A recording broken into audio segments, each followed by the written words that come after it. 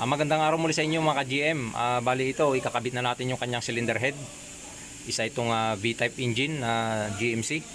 Ngayon mga ka-GM, bali ito, kinabit na natin yung kanyang gasket dito. Bali may stopper naman siya dyan. Kabilaan yan. Yan. Bago natin ikabit mga ka-GM, bali nilinis natin mabuti yung kanyang itong kanyang block. Bali nilinis natin mabuti yan.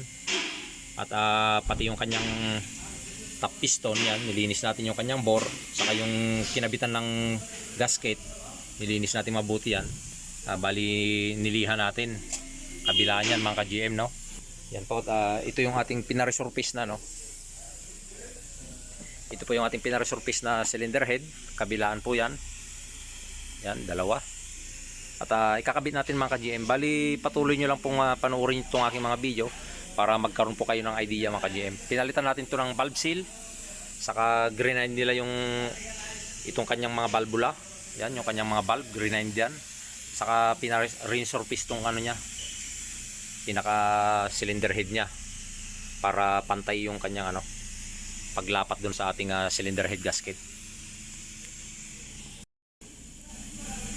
At siya nga pala mga ka-GM, yung lahat ng butas ng kakabitan natin ng tornilyo ay atin pong hinanginan niya ng hangin para po matanggal yung kanyang mga sa loob. Kung hindi po siya malinis, kailangan pong hanginan yan mga yan ka-GM. At kabilaan po yan, kailangan malinis na malinis po yung butas ng ating tutornilyuhan ng cylinder head para ayos na ayos po yung ating pagtutork ng kanyang bolt. Yan po, yun po yung pinakasikreto niyan. Kailangan malinis yung butas at saka yung kanyang mga tornilyo ay kailangan malinis po yun. At na-fix na natin yung kanyang cylinder head. Yan po, bali left and right yan. At naikabit na rin natin yung kanyang rocker arm. Bali kukumplituhin na lang natin siya. Kakabit natin yung kanyang valve cover, saka yung kanyang intake manifold. Yan po, at dahan-dahan na po nating nabubuo yung ating makina. Ayan po mga ka-GM, no, bali malapit na po nating matapos na mabuo yung pinalitan natin na cylinder head gasket. Yan, naikabit na natin yung kanyang intake manifold dito sa ibabaw. Yan, kabilaan po yan.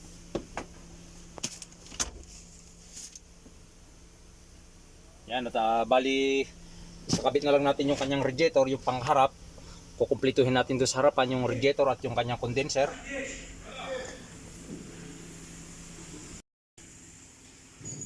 Yan, dito bali kakabit natin yung kanyang radiator dito sa harapan, dito sa gawing loob.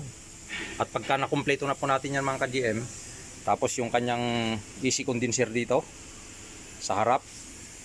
Tapos pagka nakumpleto na natin, kakargahan natin siya ng tubig at ipa-flushing natin yung unang andar. I-drain natin yung tubig, saka papalitan natin ng engine coolant. At kakargahan din natin siya ng AC Freon mga ka-GM, no? Pagka nakumpleto na natin dito yung kanyang harapan na naikabit lahat. Yan po, at patuloy nyo lang pong panoorin itong aking mga video mga ka-GM para magkaroon po kayo ng idea. Yan po, bali pinalitan din natin yung kanyang thermostat valve dito.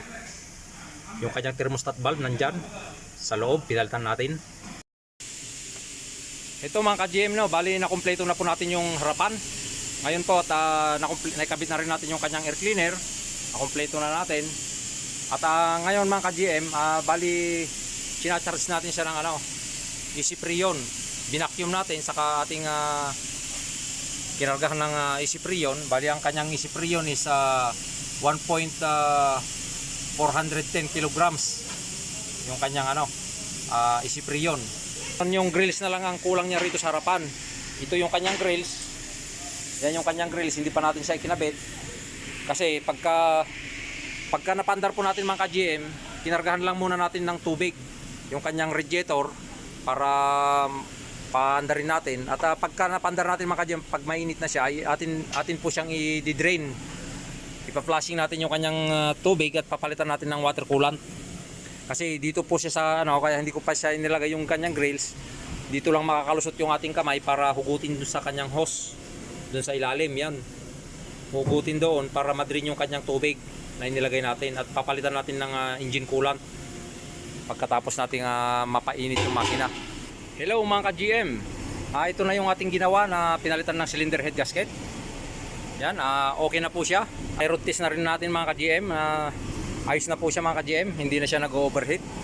At maraming salamat po sa patuloy niyong suporta at panonood ng aking mga videos. Don't forget to like and subscribe my YouTube channel. Yan po, at maraming salamat po sa inyong muli.